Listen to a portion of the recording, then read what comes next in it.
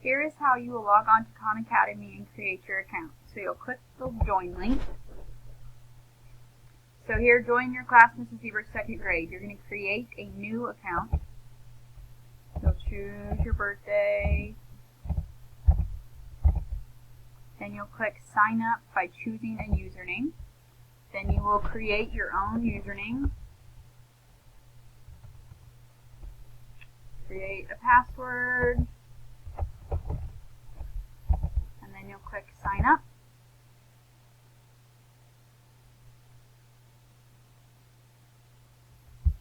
Okay, then it takes you to the Khan Academy website.